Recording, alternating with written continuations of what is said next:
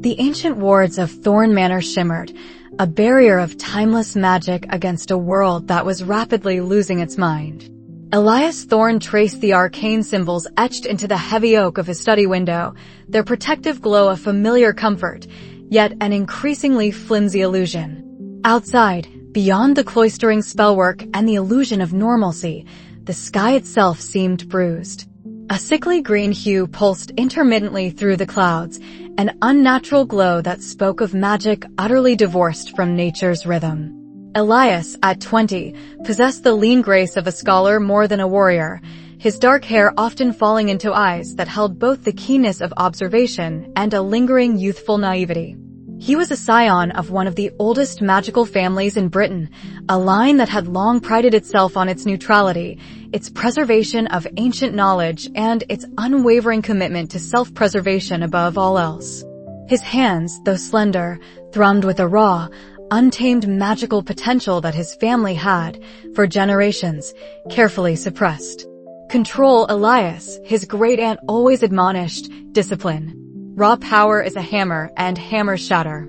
He had learned to channel it into wards, into scrying spells, into the careful tending of the manor's formidable library, never into open conflict. Today, however, the library felt less like a sanctuary and more like a tomb. He stood before a towering, intricately carved oak frame, within which a shimmering pool of obsidian scryed water reflected the world beyond the wards. It was a potent piece of family magic, designed to observe without being observed, to gather information without ever being involved. The image rippled, showing a vista of what used to be London. Big Ben, a symbol of resilient British fortitude, now leaned precariously, its iconic clock face cracked and bleeding temporal anomalies. Tendrils of black magic, thick as ancient vines, snaked up its edifice, pulling it into a grotesque new form. Even as Elias watched, a blast of brilliant emerald light, a truly horrific thing, the killing curse supercharged, tore through a distant financial district, leaving a geometric void where buildings once stood. This was the work of the Dark Lord, Voldemort, but Elias knew, with a chill that seeped into his bones, that Voldemort alone couldn't achieve such profound, reality-bending destruction. The reports, whispers from the scarce owls that still dared to fly, spoke of an alliance. An unholy, devastating alliance between the resurrected Dark Lord and Harry Potter. The boy who lived, the proclaimed savior, now twisted by despair and ambition into something monstrous. His family's scrying had confirmed it, the distinctive flash of Potter's magic, wild and untamed like Elias's own, but directed with a terrifying, nihilistic fury, was unmistakably present in the maelstrom. Elias clutched the crystal orb that served as the scrying pool's focus, his knuckles white. "This isn't war anymore," he murmured, his voice barely a whisper against the crackle of distant, dying magic. "This is unmaking."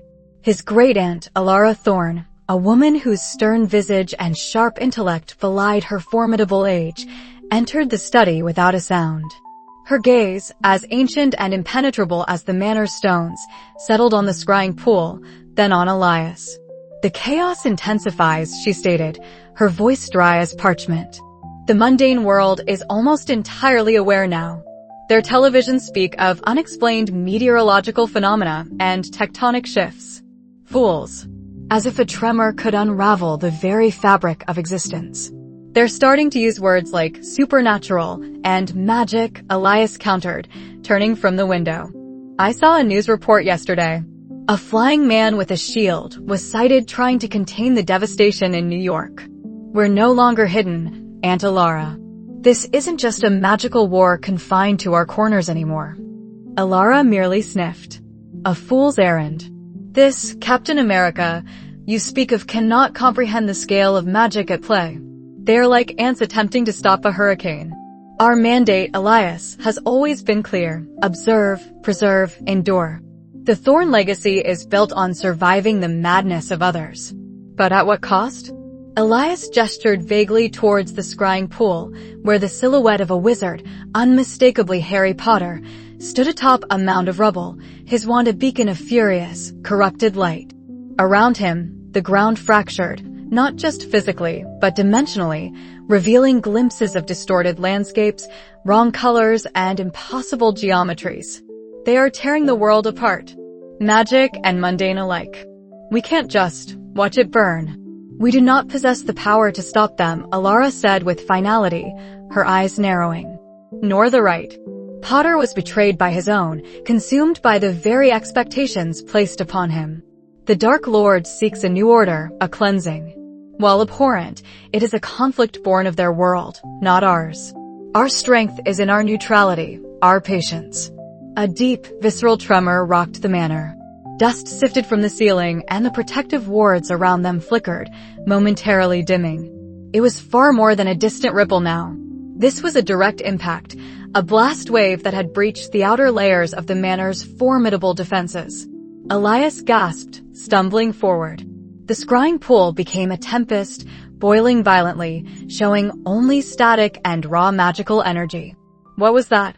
Alara's face, usually impassive, showed a flicker of alarm. She moved swiftly to a nearby table, pulling a small, enchanted compass from a drawer. Its needle spun wildly, unable to settle. A reality tear, she whispered, her voice laced with an unfamiliar dread. Closer than I thought. They are trying to collapse the boundaries between worlds entirely, to redraw reality in their image. She looked up, her gaze piercing. This isn't about power anymore, Elias. This is about existence. Another tremor, more violent this time. A vase filled with century-old dried flowers shattered on a pedestal. The very air grew thick with a crushing pressure, as if the dimensions themselves were grinding against each other. Elias felt a surge of adrenaline, a hot, urgent hum beneath his skin. It was the raw magic, stirring, fighting against the strictures he had always placed upon it. He looked at Alara, then back at the unseen devastation raging outside, closer, ever closer. The images of Big Ben, of the Emerald Void, of Harry Potter's furious magic, flashed in his mind. Neutrality felt like cowardice. Self-preservation felt like surrender. No, Elias said, his voice stronger now, resonating with a nascent conviction. No, this isn't about their world anymore, Aunt. It's about the world.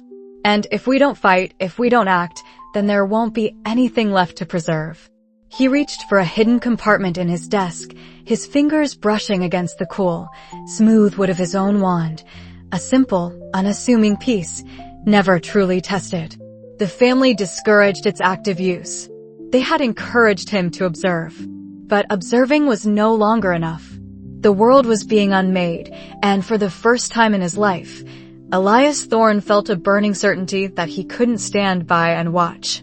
The wards groaned, a sound like tortured metal. The green light outside flared, washing the study in an eerie, alien glow. Elias pulled his wand free. He might be naive, cautious, and self-preserving, but the crushing weight of reality's unraveling had finally forced his hand. He had to choose. And he chose to fight. But how? And with whom? The question hung in the air, thick with the scent of ozone and impending doom. The acrid smell of ozone and burnt earth still clung to Elias's robes, a phantom reminder of the catastrophe he'd witnessed. The serene, ancient halls of Thorne Manor, usually a bastion of quiet tradition, now felt like a gilded cage. His family's decree of neutrality, a shield held aloft for generations, had been irrevocably shattered by the terrifying spectacle of Harry Potter and the Dark Lord's combined might. What use was neutrality when the very fabric of existence was tearing itself apart?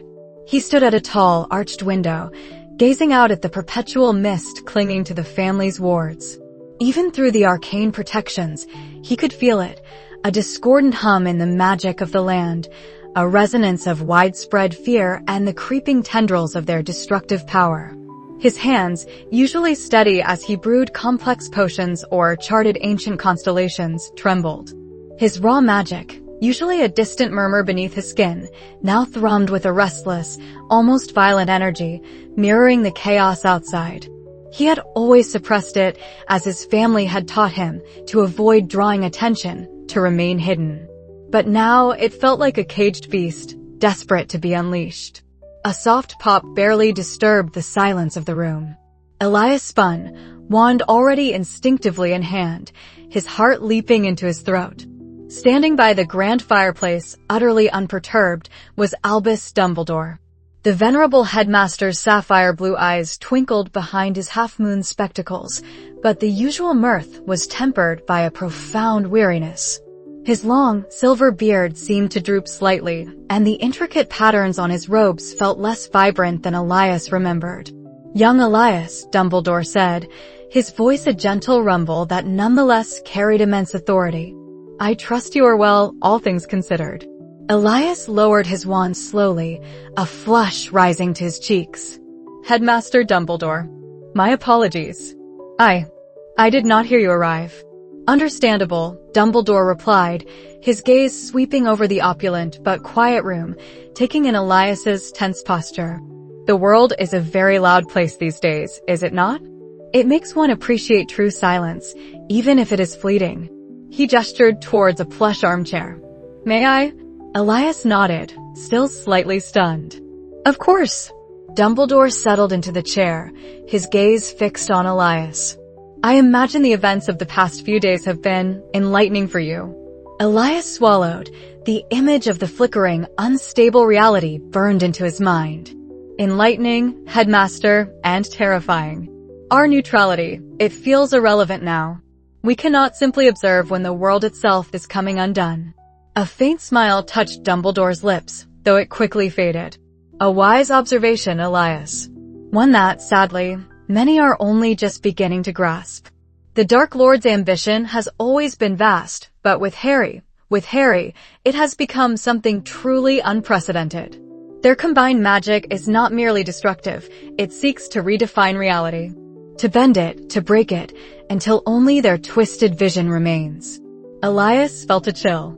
"What does that mean, headmaster?"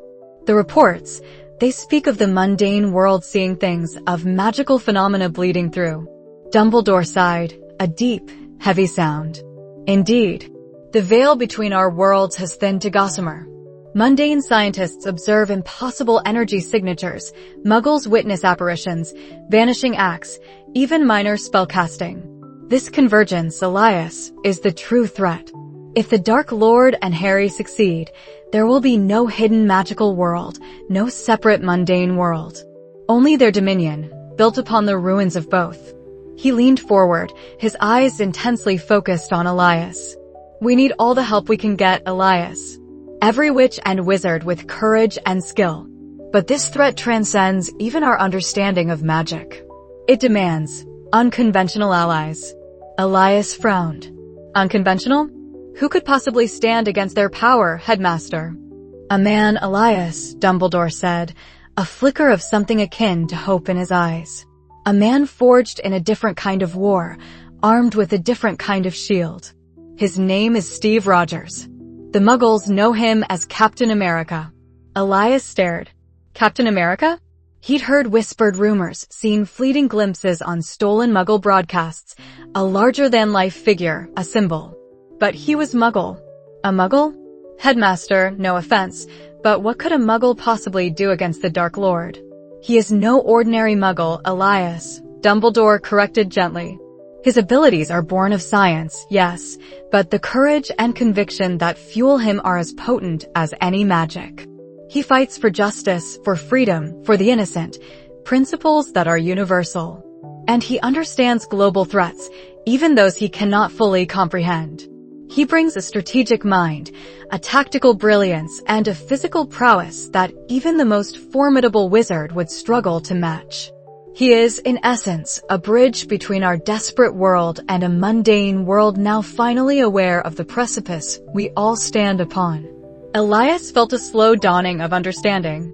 The sheer scale of the crisis. "And you want me to join this alliance?"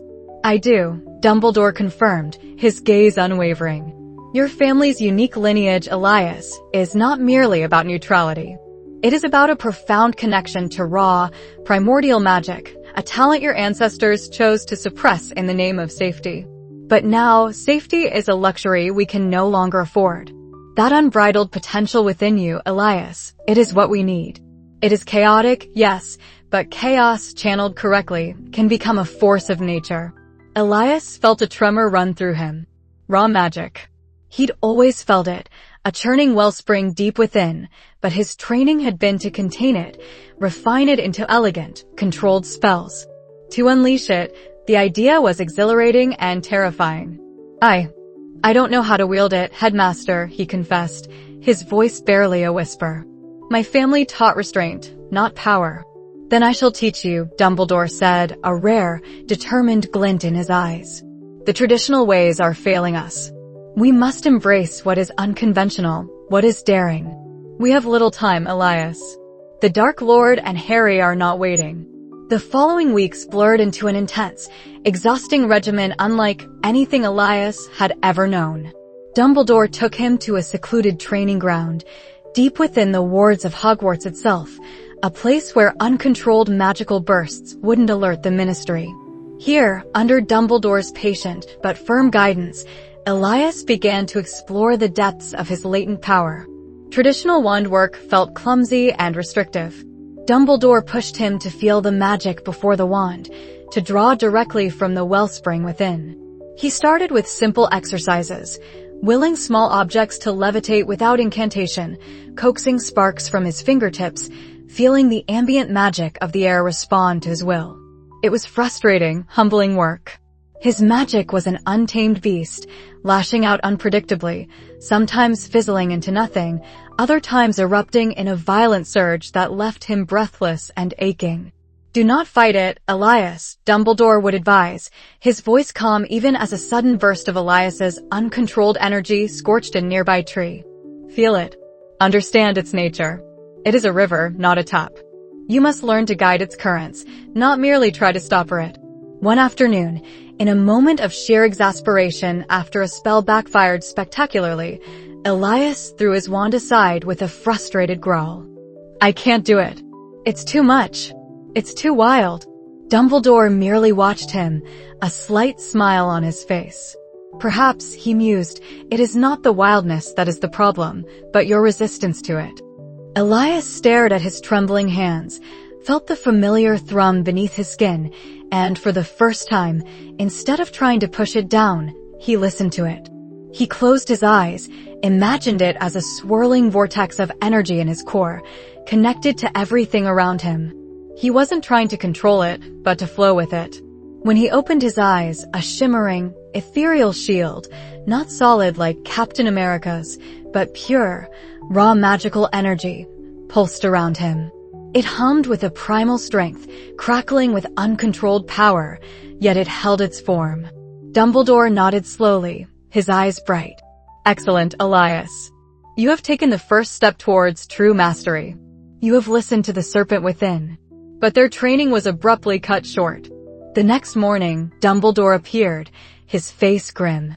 Elias, they've made their move. The Dark Lord and Harry. A critical component of a global communication network has been compromised. The mundane world's ability to coordinate, to respond, it's gone. And Captain America believes it is but a prelude to something far more insidious. We must act. Now. Elias's raw shield flickered in his mind's eye. This wasn't training anymore. This was real. He was no longer a bystander, no longer neutral. And he was about to face the nightmare he'd only ever watched from afar. The air grew heavy, thick with a magic so oppressive it felt like breathing ash. Elias clutched his wand, the ancient yew warm against his palm, a stark contrast to the chill that seeped into his bones. Before them, nestled in a valley shrouded by perpetual gloom, stood Blackwood Manor. Once a proud, centuries-old estate, it was now a grotesque monument to dark power. Its ancient stones wept black ichor, and the very trees surrounding it twisted into tormented shapes, their branches like skeletal fingers reaching for a sky choked by unnatural clouds. This is it, Dumbledore murmured, his voice surprisingly calm despite the scene before them. His eyes, usually twinkling, were now pools of deep blue intensity. The heart of their current operations, we believe. A nexus for the ritual they're preparing. Captain America, shield already braced, scanned the distorted landscape with an unnerving calm. Sensors are going haywire. Something's disrupting all signals. Any magical countermeasures I should be aware of? Countless, Dumbledore replied, a faint frown creasing his brow. Wards, curses, animate constructs, and undoubtedly, Death Eaters. Focus on the physical threats, Captain. Elias, remember your breathing. Channel the surge, do not let it overwhelm you. Elias swallowed, his throat suddenly dry. He remembered Dumbledore's lessons. The raw, untamed magic within him wasn't a reservoir to be emptied, but a river to be guided. Yet, standing here, facing such overt malevolence, the river felt more like a surging tide threatening to drown him. I understand, Headmaster. They moved as one, Dumbledore leading with a quiet grace, his wand tracing intricate patterns in the air that seemed to unravel the outermost layers of corrupted magic without a sound. Elias stayed close, his senses screaming with the presence of distorted power. He could practically taste the fear and suffering that had soaked into the very earth. A snarl ripped through the air.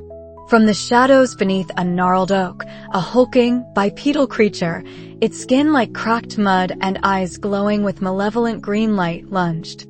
Elias flinched, but Captain America was already moving, a blur of red, white, and blue.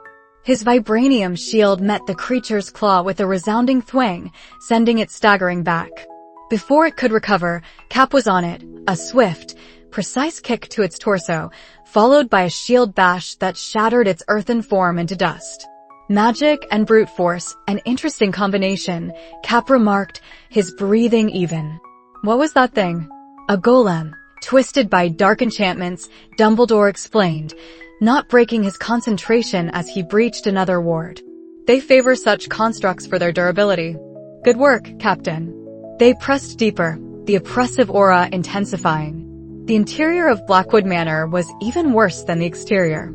Tapestries depicting serene landscapes now writhed with shadowy figures, and portraits of ancient wizards screamed in silent agony.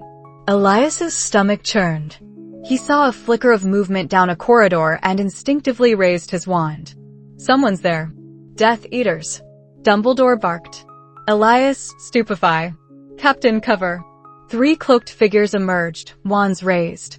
Elias felt a jolt of pure adrenaline. His wand surged, but it wasn't a neat, controlled beam that erupted. Instead, a wave of raw, shimmering energy burst forth, catching one Death Eater squarely in the chest. The man didn't just fall, he was thrown back with impossible force, slamming into a wall and slumping to the ground, unconscious.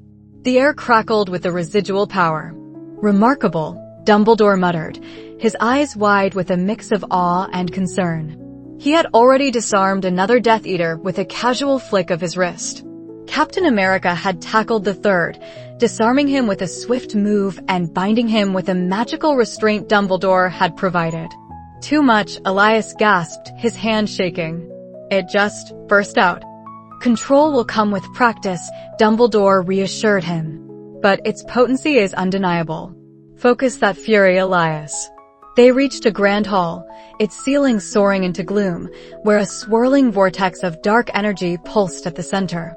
Around it, robed figures chanted in a low, guttural language, adding to the maelstrom. And standing before the vortex, his back to them, was a figure that made Elias's blood run cold. Harry Potter. His black robes were stark against the swirling energy. As he turned, Elias saw him clearly. The familiar messy black hair, but longer, framing a face etched with a haunting weariness that bordered on madness. His eyes, once vibrant green, were now a cold, piercing emerald, devoid of warmth, filled instead with a chilling conviction. The scar on his forehead was a jagged, angry mark. Well, Harry's voice was a low, dangerous rumble, laced with an unsettling calm. Look what the hippogriff dragged in. Dumbledore. And a muggle. How quaint. And a fresh face, brimming with untapped potential, I sense. A sacrifice, perhaps. His gaze lingered on Elias, making him feel utterly exposed. Harry, this madness must end, Dumbledore pleaded, his voice heavy with sorrow. You are being used. This path leads only to destruction. Harry scoffed, a humorless sound. Destruction? No, Headmaster. This leads to order. To a world where the weak are purged and power dictates destiny. A world you were too afraid to create, clinging to your antiquated notions of good and evil. He raised his wand, not at Dumbledore, but at the swirling vortex. The Dark Lord's vision is clarity itself. He understands that control is the only true freedom. He feeds on your despair, Harry. Dumbledore countered, his own wand now held aloft. Harry's cold eyes flashed. And you fed on my innocence. Lied to me, manipulated me, sent me to my death countless times. All for your greater good. A surge of emerald light erupted from his wand, lashing out at Dumbledore. The headmaster erected a shimmering shield, the spell crashing against it with a furious roar. Captain Elias, engage the Death Eaters. Do not let them complete the ritual. Dumbledore commanded, already locked in a terrifying duel with his former student. The clash of their spells illuminated the hall in flashes of brilliant light and dark energy. Captain America moved instantly, shield up, charging towards the chanting Death Eaters. On it, Elias stood frozen for a moment, torn between the raw power of Harry and the task at hand. He saw Harry's spell deflect Dumbledore's, and the headmaster stumbled. A jolt went through Elias. This wasn't just a battle, it was a confrontation between broken ideals and desperate hope. He saw a group of Death Eaters still chanting, their focus on the vortex. He had to stop them. Taking a deep breath, Elias focused, remembering Dumbledore's words. Channel the surge. He didn't aim for a precise spell, but for the disruption of their purpose. A scream of pure energy tore from his wand, a raw, unshaped force that blasted through the chanting circle, scattering the Death Eaters like leaves in a gale. The vortex flickered, its dark glow momentarily dimming. Fool! Harry roared, his attention briefly torn from Dumbledore. His emerald eyes locked onto Elias. You think you can defy true power? He pointed his wand at Elias, a dark, pulsing orb forming at its tip. You will learn your place. Before Dumbledore could intervene, before Captain America could reach him, the orb shot forward, impossibly fast. Elias didn't even have time to raise his shield. His raw magic, however, reacted on its own, a defensive surge erupting from him like an involuntary gasp. The orb collided with this protective burst, causing a catastrophic explosion that ripped through the hall, tearing at the very fabric of reality. Elias felt himself thrown backwards, pain blooming across his skull as he hit the stone floor. He tasted blood, his vision blurring. Through the haze, he saw Harry, unharmed, standing amidst the chaos, his face a mask of chilling indifference. The vortex, though momentarily weakened, was already regaining its potency, pulsing with renewed malevolence. The last thing Elias heard before the ringing in his ears consumed all sound was Harry's chilling whisper, carried on the wind of the explosion. You have no idea what you've unleashed. The air in the makeshift command center crackled with a fragile tension, a quiet hum beneath Dumbledore's soft pronouncements. Their raid on the Dark Lord's ritual site had been a success, or so it seemed.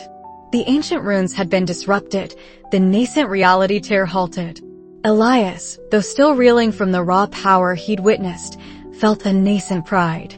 He'd contributed, truly contributed, fighting alongside a legend and the very embodiment of heroism. Captain America, ever vigilant, stood by a flickering map, his eyes scanning for any new anomalies.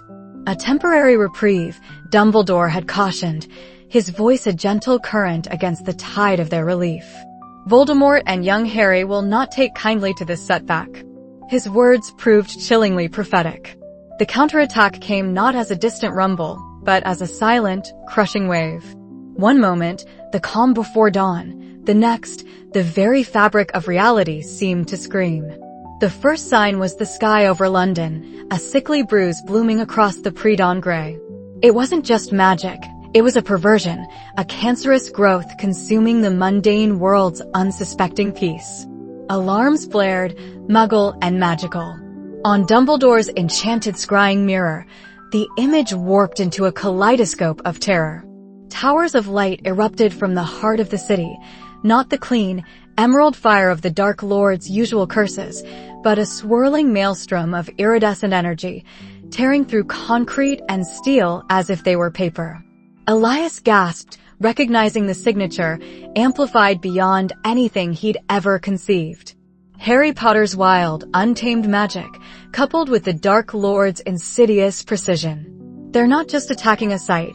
Captain America's voice was grim, his hand already reaching for his shield. They're attacking everything. Within minutes, the command center was a hive of frantic activity. Aurors scrambled, orders were barked, portkeys glowed with desperate urgency. Elias felt his earlier confidence shatter, replaced by a cold dread that mirrored the unnatural chill seeping into the room. This wasn't a skirmish, it was an invasion and annihilation. Dumbledore, though outwardly composed, moved with a newfound urgency. Elias, with me. Captain, focus on civilian evacuation and containment. We must try to blunt their spearhead before it rends the very soul of the city. They apparat directly into the inferno. The air tasted of ozone and burnt magic, the screams of the innocent a dreadful symphony. Buildings crumpled around them, not merely destroyed, but unmade, dissolving into raw magical energy that pulsed and lashed out. Elias stumbled, his vision swimming with the sheer scale of the devastation. He saw Muggles, their faces contorted in terror, running blindly as streaks of dark light tore through the streets. He saw Aurors, their patronuses flickering feebly against the overwhelming gloom, falling one by one. He felt a surge of raw, desperate power within him, his latent magic responding to the chaos, but it was unfocused, a tremor rather than a weapon. Dumbledore was a whirlwind of light and ancient spells, his wand a blur, conjuring impenetrable shields and blasting curses that sent Dark Lord loyalists reeling. But for everyone he repelled, two more emerged from the swirling miasma. Captain America, a vibrant star-spangled figure amidst the encroaching darkness, was a force of nature. His shield spun, deflected, and struck with impossible precision, a beacon of hope for those he tirelessly pulled from rubble. He moved with a speed and grace that defied the chaos, but even he was being pushed back, his shouts of encouragement swallowed by the roar of collapsing buildings.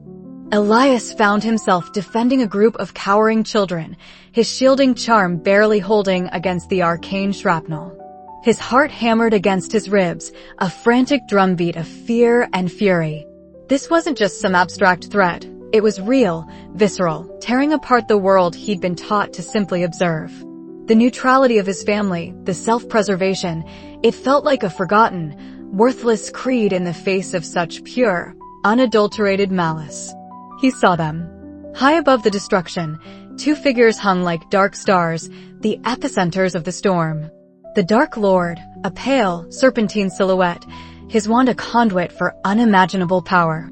And beside him, Harry Potter, his face a mask of cold intensity, his eyes glowing with a feral, terrible light. Their combined magic twisted the very air, creating pockets of anti-reality, zones where physics wept. Then, a sudden, blinding flash. Harry unleashed a wave of raw, uncontrolled magic, a crimson tide that obliterated everything in its path. Dumbledore, with a desperate yell, threw up a massive protection charm, straining visibly. Elias instinctively added his own raw power, feeling the surge of his magic intertwine with Dumbledore's, amplifying it, but even their combined might barely held. The force of it knocked him back, sending him sprawling amidst broken glass and debris. As he struggled to rise, battered and bruised, something in the tableau above caught his eye. The crimson wave from Harry, the emerald curses from Voldemort, they were devastating together, but not quite one. He watched, despite the ringing in his ears, despite the screams, despite the imminent collapse of the building above him. The Dark Lord's power was precise, controlled, a focused laser of malevolence. Harry's was a tempest, wild, chaotic, immense. When they unleashed their attacks simultaneously, their magical signatures, though intertwined and feeding off one another, didn't perfectly merge. There was a subtle friction, a microscopic tremor in the combined output, almost like two immensely powerful, but slightly different, frequencies clashing within a single, terrifying chord. It wasn't a seamless fusion. It was a tether. A powerful, agonizingly tight bond, but a bond nonetheless. Like two separate rivers forced into a single unnatural channel. And rivers, Elias knew, could be diverted or even dammed. His mind, sharpened by terror and desperation, raced. He'd seen raw magic unfettered. He'd learned its nuances, its principles of flow and redirection. If their power wasn't truly harmonized, if it was merely bound, could that bond be severed? Could the two sources of power, so potent together, be turned against each other? He felt a flicker of hope, a desperate, impossible theory forming in the crucible of his despair. This wasn't just chaos, it was a weakness. A crack in their terrifying unity. Gasping, Elias pushed himself up, ignoring the pain. He had to tell Dumbledore. He had to tell Captain America. This might be their only chance. Above him, another building groaned, its foundations dissolving. The ground trembled. The sky bled. But Elias, for the first time, felt a surge of conviction that wasn't born of fear, but of desperate, fragile hope. He knew something vital, and he would scream it from the rooftops if he had to. The air thrummed with a nervous energy that mirrored the chaotic winds whipping around the isolated fortress. High above the jagged peaks of the Scottish Highlands, the Dark Lord's stronghold pulsed with an insidious, violet light, a beacon of the reality-rending magic that threatened to tear their world apart. Elias Thorne, standing beside Captain America and Dumbledore on a precarious cliff edge, felt the familiar tremor of fear, but beneath it, a new, unyielding resolve. The weakness, Elias began, his voice surprisingly steady. It's not a spell or an artifact. It's the very nature of their bond. The Dark Lord built it on a lie. Absolute control for Harry, an ultimate conduit for himself. But Harry's despair, his yearning for order, it's still there, buried. My magic, it senses the dissonant frequencies within their unified power. It's a parasitic link, not a true fusion. Dumbledore nodded, his eyes gleaming with a fierce intelligence that belied his age. Precisely. A raw, untamed current is what we need, Elias, to disrupt the established flow. Captain, your role will be to create the necessary distraction, to hold the Dark Lord's attention while Elias and I attempt the severance. Captain America gripped his vibranium shield, its polished surface reflecting the eerie glow of the fortress. We do this, then. For everyone. His conviction was a tangible force, grounding Elias even as his stomach churned. Their infiltration was swift and brutal. Cap, a blur of blue and red, cut through Death Eaters like a whirlwind, his shield a thunderclap against dark magic. Dumbledore, a venerable tempest, unleashed a cascade of ancient, elemental spells, twisting the very stone of the stronghold into defensive barriers and offensive projectiles. Elias, no longer a hesitant observer, moved with a newfound purpose, his wand a conduit for the wild, unrefined magic that now flowed freely through him. He conjured shields of shimmering emerald light, repelled curses with forceful bursts of arcane energy, and even, once, manifested a whip-like lash of pure magical force that disarmed a pair of charging inferi. The raw power felt almost exhilarating, terrifying in its untamed nature, but guided by his unwavering focus. They reached the central chamber, a vast, echoing space where reality itself seemed to fray at the edges. Pillars of black magic snaked towards a swirling vortex in the ceiling, through which glimpses of a shattered mundane world could be seen. At its heart stood the Dark Lord, his snake-like face contorted in a mask of triumph, and beside him, Harry Potter, eyes burning with a cold, almost dead resolve. The air crackled with their combined, horrific magic. So, you have come to witness the dawn of my new reality, Dumbledore, the Dark Lord hissed, his voice like grinding stone. And you bring a forgotten relic, Rogers, and a boy who understands nothing of true power. Harry's gaze fell upon Elias, devoid of recognition, yet tinged with a flicker of something unreadable, a phantom echo of the boy he once was. It's too late, Harry stated, his voice flat, emotionless. Order must be forged from the ashes of chaos, even if the price is everything. Harry, Elias called out, his voice cutting through the oppressive magic. This isn't order. This is annihilation. He's feeding on your despair, on your grief. The Dark Lord laughed, a chilling, dry sound. A sentimental fool. He knows not what he speaks, my ally. He only knows the weakness of tradition. Captain America roared, charging forward, his shield a blinding missile. The Dark Lord met him with a wave of devastating curses, forcing Cap into a defensive dance that shook the very foundations of the chamber. Dumbledore simultaneously engaged Harry, his spells intricate and precise, aimed at disrupting the delicate balance of the bond, but never directly at Harry's life. "Now, Elias." Dumbledore's voice resonated through the chaos. "Focus on the truth of their connection. Not the power it grants, but the cost it demands." Elias closed his eyes, plunging into the depths of his own raw magic. He let it surge, untamed and pure. He saw the bond not as a solid chain, but as a complex web of interwoven energies, the Dark Lord's parasitic hunger feeding on Harry's deeply rooted disillusionment. The key, he realized, was not to break it from the outside, but to sever the illusion of its strength from within.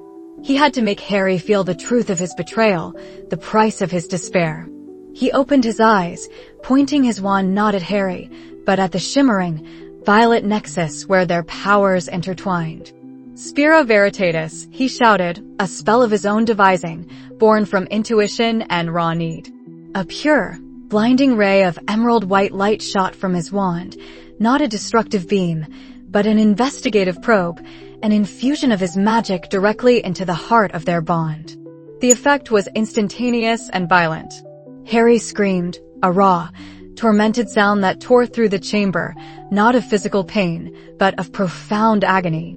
The illusion of calm control shattered. His face twisted, memories flashing across his features. The Dursleys, Cedric, Sirius, Dumbledore, the crushing weight of responsibility, the feeling of being used, the ultimate despair that led him to this path. Elias's raw magic was forcing him to confront the untainted truth of his choices, showing him the lie beneath the Dark Lord's promises. The Dark Lord roared, a sound of pure, unadulterated fury. "Foolish boy, you tamper with forces beyond your comprehension." He abandoned his duel with Cap, unleashing a torrent of dark magic at Elias, a killing curse glowing emerald. But Captain America was there, leaping between them, his shield deflecting the curse with a clang that reverberated like a bell of doom. The impact sent Cap skidding back, but he held his ground, a defiant bulwark. Dumbledore, seeing his opportunity, unleashed a powerful, intricate spell, weaving it into Elias's disrupting energy. Vinculum frange, he intoned, his wand tracing complex patterns in the air. This was the final push, the magical extraction, powered by Elias's disruptive probe. The violet nexus exploded with a deafening crack. Harry collapsed, convulsing on the ground, the dark robes he wore shimmering and then dissolving, revealing the familiar, haunted young man beneath. The immense magical pressure in the chamber dissipated, the pillars of black magic flickered and died, and the portal to the mundane world above began to shrink, its reality-bending effects receding. The Dark Lord shrieked, a sound of utter impotence and rage, a fraction of his power suddenly ripped away. He clutched his chest, his eyes blazing with hatred at Elias. You shall pay for this." With a final, furious curse that dissolved a portion of the chamber wall, he vanished, a coward's retreat born of temporary weakness. Elias stood, panting, his body trembling with exhaustion, but his heart soaring. He had done it. They had done it. Harry lay still, his eyes fluttering open, wide and unfocused. He looked at Elias, then at Dumbledore, then at Captain America. The cold resolve in his gaze was gone, replaced by a profound, terrible emptiness, and then, slowly, a glimmer of utter despair and crushing regret. Tears welled in his eyes, silent and endless. The war wasn't over. The Dark Lord still lived, and Harry Potter's shattered soul lay exposed, a testament to the battle they had just won and the greater one that lay ahead. But for the first time in a long time, Elias felt hope. He had found his courage, wielded his power, and in doing so, had proven that conviction, not just magic, was the truest shield. The path forward was uncertain, but Elias knew, with an absolute clarity, that he would walk it.